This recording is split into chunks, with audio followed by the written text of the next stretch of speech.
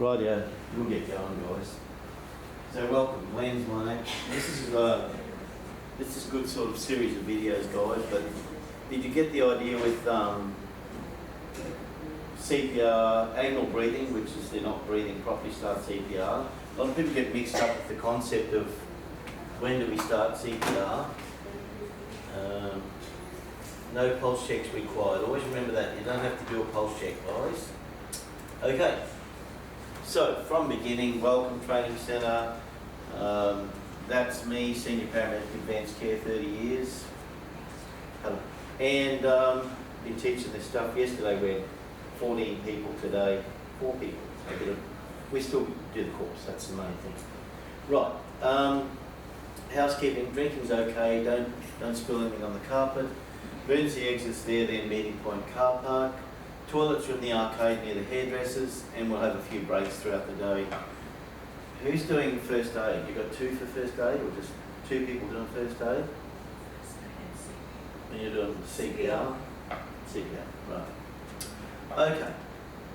So the assumption is, well, not so much the assumption, but the way this course operates is you've got to do the online enrolment, online payment, pre-course workbook study, and that's how it works. If you don't, you unfortunately have to stay back and do a fairly substantial exam rather than...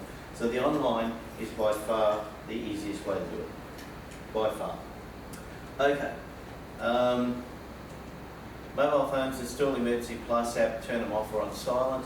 If you need to urgently get a call, put it on silent, whatever. Okay, that's done on that one. With your certificate, normally what happens, as long as you've enrolled online, paid online, completed the online, I deem you competent, probably normally within 24 hours, we send you the certificate in a digital form on the email that you gave us. All good with it? That one? Right. Chain of survival, how do we save lives? So we look at how to do things here. We've got call for an ambulance, start CPR, apply a defibrillator, and the paramedics arrive and they do what they got to do. But not always. Sometimes you've got to look at, in this scenario here, we'd obviously need to stop the bleeding before we start CPR. So we're going to stop the bleeding. What do we do here? Unconscious with the helmet on, what are we going to do? We're going to take the helmet off. Absolutely. So we'll look at helmet removal later, but if they're unconscious, the helmet comes off. Support the head and neck, do it the best way you can. We've got, just perhaps bring this one into the equation. So for this one here, let's assume that this is a heavily pregnant female. You need to push the fetus to the left side or put a pill under the right buttock, and that'll get the major blood vessels from being compressed off, and all the blood can be turned back from the lower limb, so you get good left ventricular filling. So if they're heavily pregnant, turn them, push to the left side, pill under the right buttock, whatever you have to do. You're having a bad day if you've seen that one. Any questions on that one? All right, we good with that one? Now let's have a look at different variations for CPR. You may consider with CPR from the head.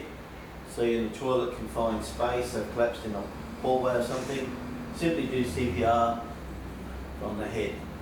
You can actually use your knees to do a head tilt and chin lift if you want to. That'll maintain that patent airway. So with all these variations here, while I'm on the ground, I may as well go through this for you. No response, send for an ambulance. Somebody supports the head and neck like that. So person A will do that. Then person B will undo the chin strap. Then flare the helmet, get it past the nose, lift it skyward. We've got 3 people here. Turning him to his left on the count of 3. 1, 2, 3, turning. Okay, airway's clear. Check for breathing. He's breathing normally. And look for other injuries. Do a rapid head-to-toe assessment. So if they're fully conscious, this is just a bit of a variation here.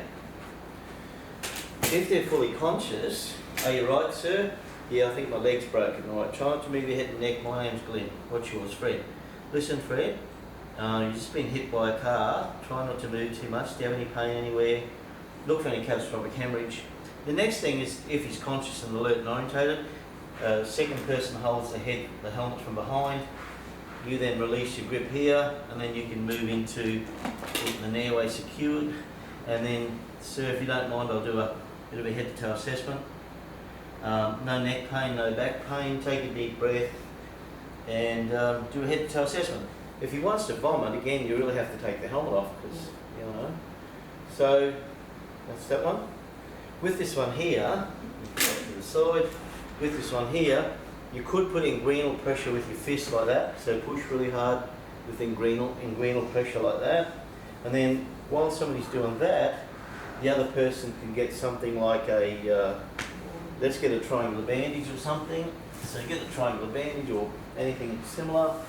And, I don't know, a stick or a screwdriver. Around we go.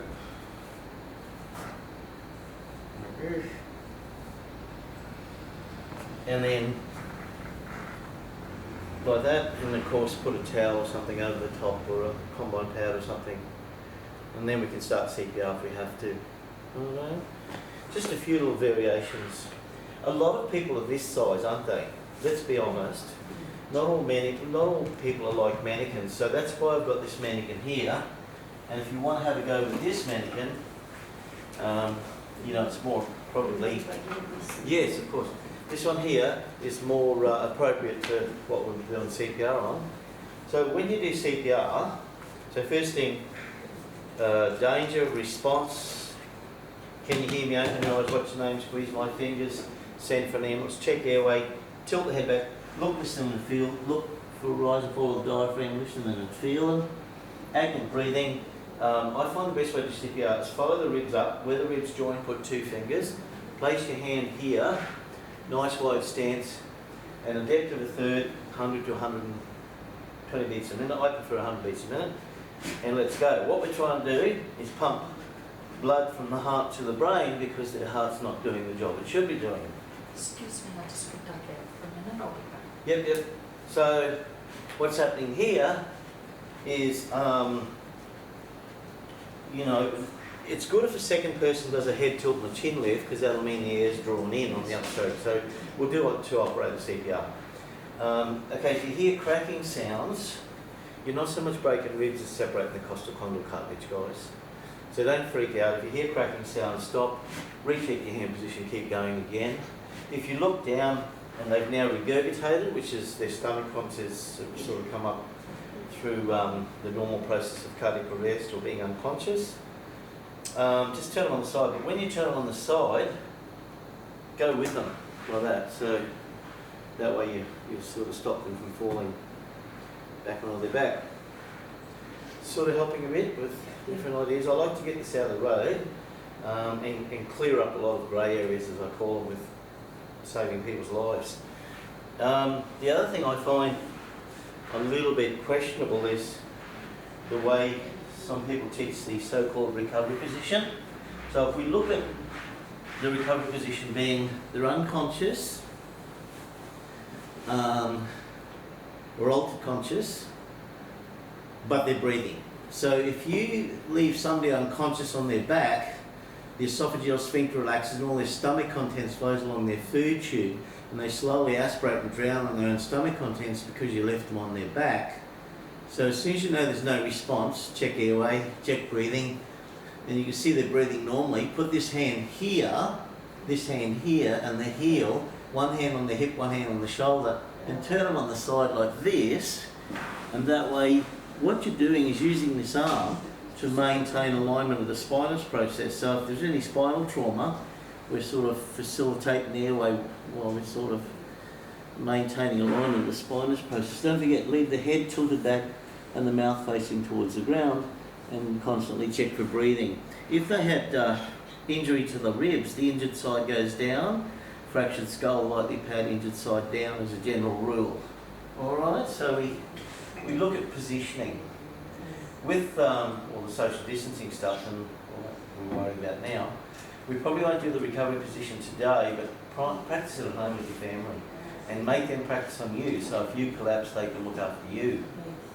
Alright, so that's a little bit on the the overview of variations. One of the common variations that we would anticipate in society now would be this one. And that is wheelchairs. You know, with the explosion of NDIS and all these other sort of aged care disability professions, we're seeing more and more people, you know, out and about in wheelchairs, etc., more mobile. So you've got the traditional wheelchair, you know, just the normal one we see, and if they collapse in the traditional one, hopefully the armrest stops them like this, heads falling forward, check their response, check their airway, check their breathing. If they're breathing normally, well, I guess just leave them in the wheelchair till the ambulance turns up. But if they're abnormal breathing or not breathing at all, probably put the brakes on as hard as you can, get some bystanders, lower them to the ground and get them out and do what you've got to do. If it's a motorised wheelchair, get it as low as you can, as flat as you can, drop the armrest, turn it off and do the best CPR you can. So there are a few ideas for, you know, what we do with not just on the carpet in an air-conditioned room. I mean, if you're doing CPR on the bitumen, think about saying to somebody, get me a towel for my knees. You know? Yeah. A lot of people who collapse in cardiac arrests are men who collapse on the toilet while they're doing their business and have a massive heart attack. So you've got to think about they're not always on the ground. They're in a bed and the call taker's saying to you, you need to take them from the bed and put them on the floor and do CPR, and you're going, well, hang on, mate, he's 260 kilos and I'm 60 kilos, so that ain't happening. Do you understand that is not happening? You need to send an ambulance. I will do CPR on the bed to the best of my ability, because if I drag him from the bed to the floor and hurt my back, work cover will not look after me. This is what you've got to think about, unfortunately, in our society, which is regressing from an ethical point of view. Is you're told if somebody falls not to catch them. If you hurt yourself lifting, then work safe and work cover will do everything possible not to support you. So unfortunately,